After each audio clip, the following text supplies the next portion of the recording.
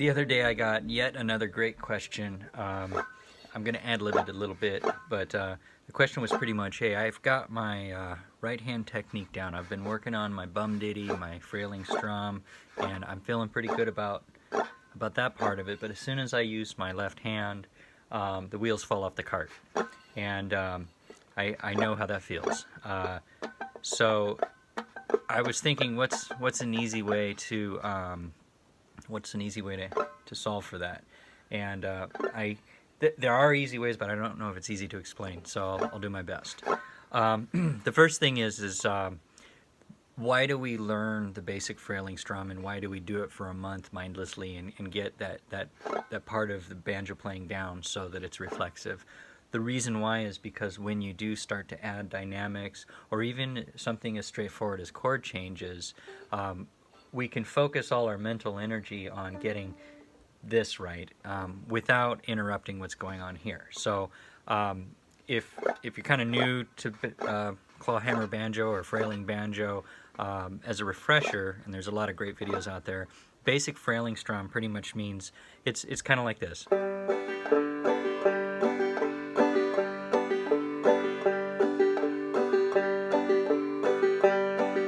And what that is you're striking a string with your middle fingernail. Think of your middle fingernail as a guitar pick, and you're coming down on the string. So you just, I like to strike the third string here, but you can strike any string. You're just coming down. 1, 2, 3, 4, right? Then you're going to do a strum. So that's where you just take that same guitar pick of a fingernail and strum down.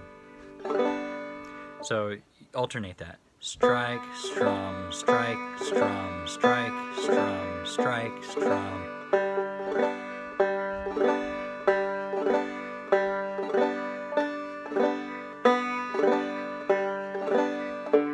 Each one of those is a quarter note. 1, 2, 3, 4. 1, 2, 3, 4. 2, 3, 4. 1, 2, 3, 4. Now everything else is going to be breaking those quarter notes in half, and that's where the thumb comes in. And I think this is really what makes clawhammer banjo as opposed to any other instrument. You take your thumb, and that thumb is going to land on the string. A lot of times you hear me slap on the banjo head. That's if I'm being sloppy and kind of like the beat of the banjo drum. But really what you want to do is you want to have the thumb land on the string. Like that. And then you're going to pop the string off.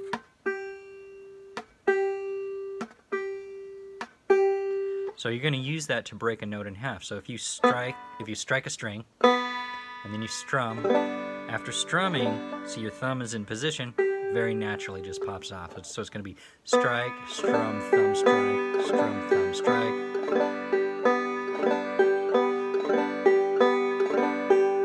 Now, there's a lot of variety to that. We can talk about drop thumb and all the other ways that you can use your thumb, but right now at the very beginning, rhythm is more important than all the other noodly bits, because when you're playing with a band, the rhythm is what keeps the music.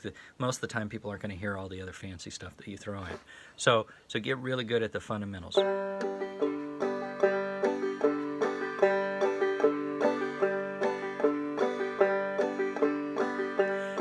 Turn something on TV, watch it, and just do this in the background. And do it for a month. Do it 15 minutes a day for a month, right? We've talked about this a lot before, but I really wanted to bring this back home. And I'm just alternating strings.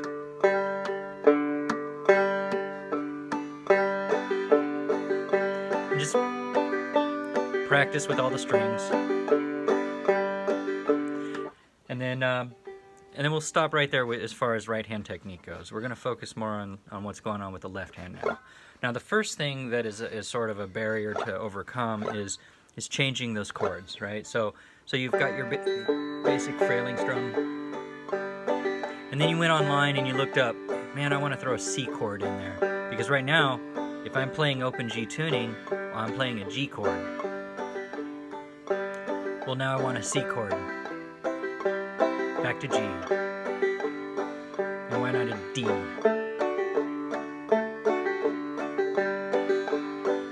Now, that just takes banjo playing to a whole new level. Instead of just that boring, basic Frailing strum that's your bread and butter, you're going to throw some peanut butter and jelly on it. And now it's a song.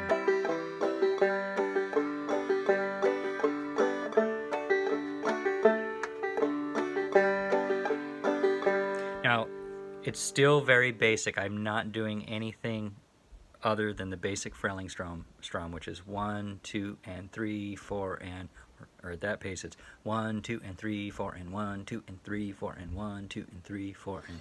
But maybe after a measure I change to a C, and then a D, and then back to the G.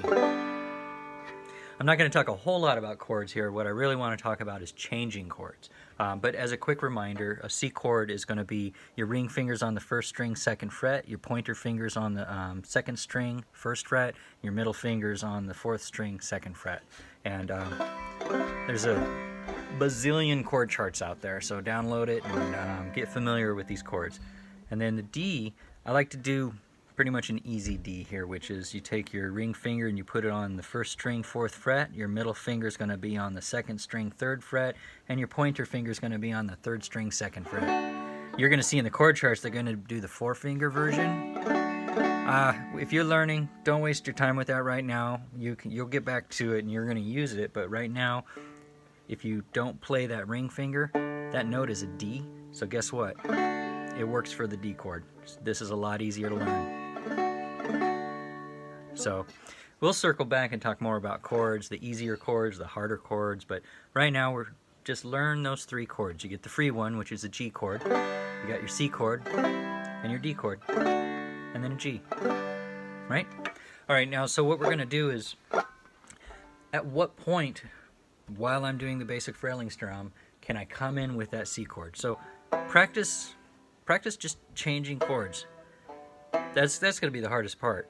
If you don't know your chord shapes very well, while you're frailing, you're going to fall apart and you're going to stop frailing and you're going to look at your chord and you're going to go, okay, am I doing this? Am I doing that? Am I doing that? Okay, cool. Now I've got the shape. Strum. Cool. All right, now I'm ready to go to the D chord. All right, line those fingers up. All right, cool. Right. So while you're learning the chords, take a break on your Frailing strum and maybe just strum a single strum and then put your C chord in.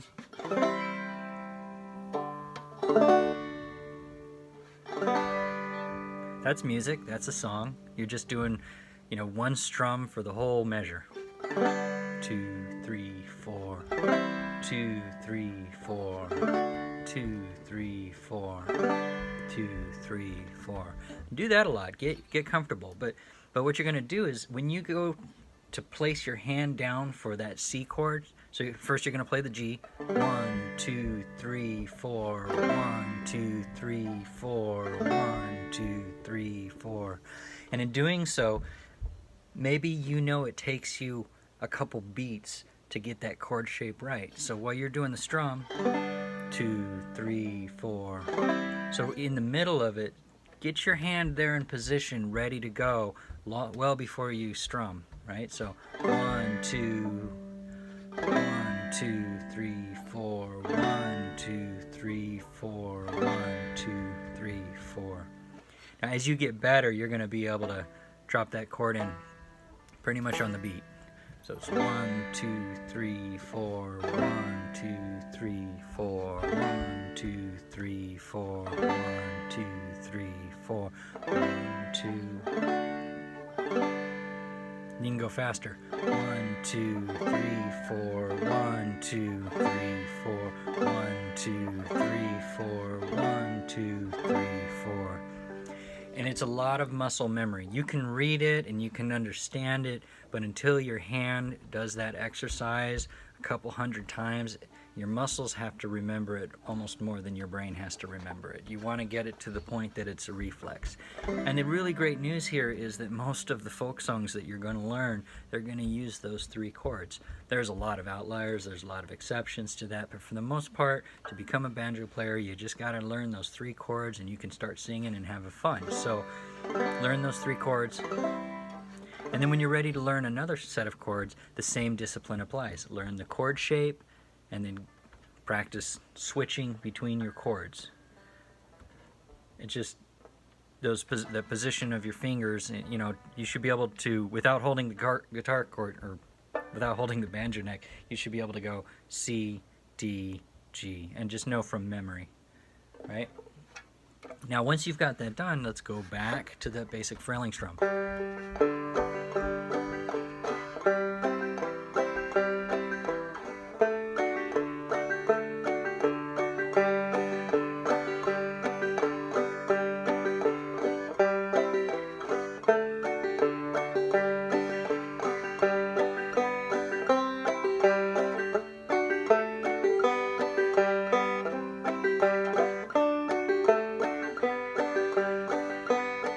So what you're doing is you're going to place your chord shape down.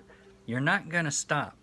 This hand is not going to care about how good this hand is doing. This hand has one job to do, and that's to keep the rhythm going. This hand is going to focus and get in there with that chord shape as quick as possible, and as you get better and as you practice, you're going to find the nice little pocket to bring it down. Sometimes you'll bring it down and make a nice little hammer-on. It's a happy accident.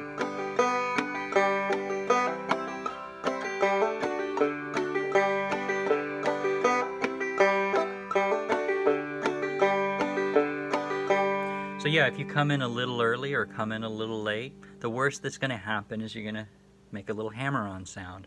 Or maybe you'll accidentally play an open note in the G scale while you're getting into that D position, right? That's okay. Don't worry about the mistakes. You're going to find the natural pocket after doing this for a while.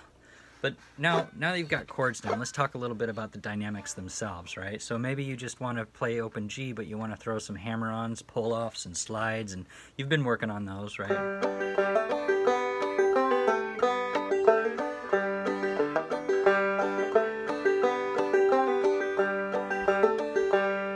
Again, it's muscle memory. It's about breaking the exercise down into its smallest pieces. Everything that you do while playing an instrument is simple by itself. What makes it sound complicated is when you throw them all together. So let's take that basic hammer-on so I'm going to strike the third string here, and here's where getting good at striking a specific string, that's kind of important, because if I want to do a hammer-on on the third string, second fret, I of course have to hit that third string when I strike, right?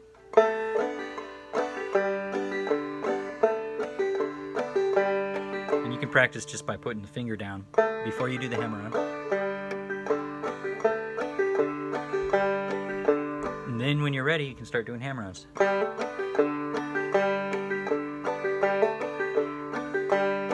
And you can increase it.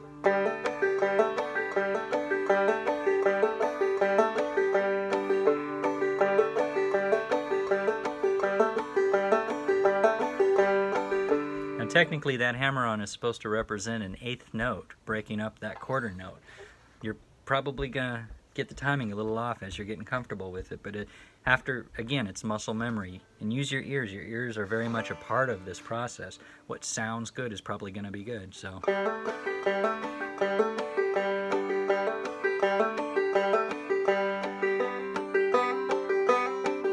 So switch up your fingers, switch up the strings. So you can, on the fourth string, you can hammer on the second fret. The third string, hammer on the second fret. On the first string, hammer on the first fret. And the first string, I did that backwards, but yeah. First string, second fret. Second string, first fret. Third string, second fret. Fourth string, second fret. And you just hammer those on.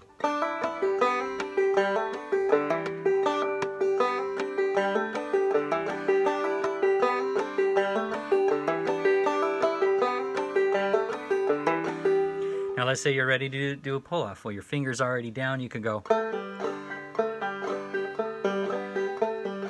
Again, the discipline is the same. Just get the basic motion of it. And you might say, Steve, that's all well and good, but you're going kind of fast. Well, okay, let's slow your basic Frailing strum down. Now that you've got your Frailing down and you got a good sense of how to control your rhythm, let's dial it back. Let's go real slow.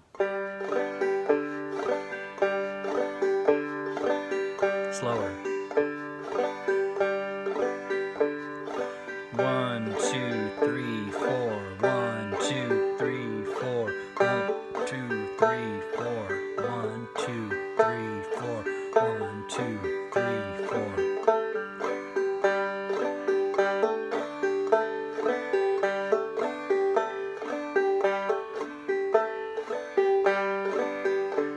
Not a lot of banjo players like to play slow, but it's a really great discipline. And at that point, when you're going that slow, maybe even get a metronome and just go, you know, the tick, tock, tick, tock, tick, tock, and play that slow.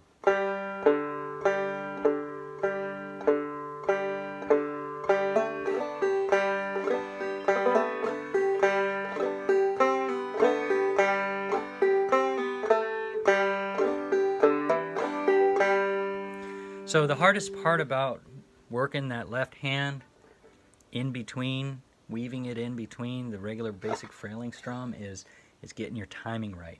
Slow it down and just practice it and get that muscle memory down. And then as you get good, speed it up a little bit.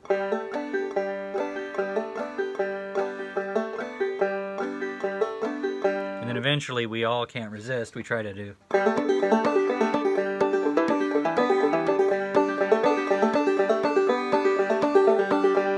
Now, if you didn't know anything about banjo and someone came down and just started going, you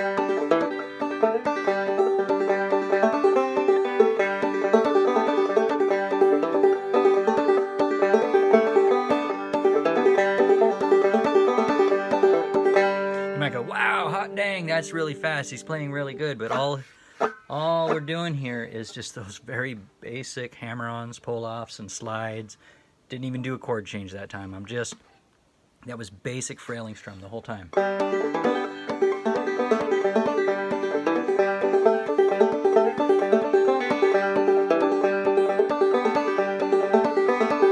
So just get that right hand Frailing strum down tight first. Know your rhythm, and then break it all back down. Focus on the basics.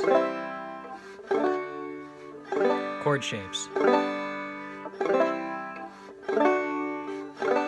Dynamics.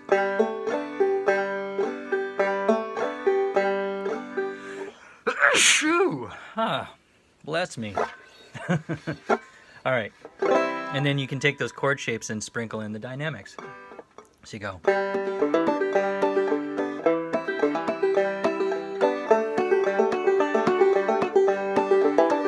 And all I'm doing there is if I've got a C shape down, I can just do a pull off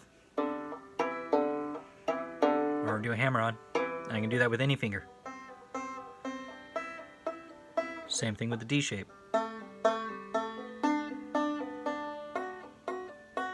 You can do the hammer-ons, the pull-offs, and even the slides. So if I'm on a D shape or C shape,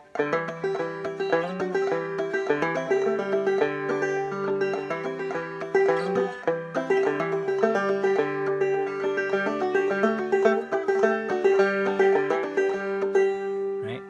It's all just building up the pieces one at a time. So I hope that helps a little bit. There's a lot of different ways to look at this problem, but just break the pieces down, learn the individual pieces. That's why you'll see a video on hammer-ons, a video on pull-offs, a video on chords, and it's really a never-ending journey. I mean, you can be doing this for 10, 20 years and still have a nice little discovery of, oh, that way I transition from a D to a C on the 7th fret or whatever. It all just keeps building. I hope that helps.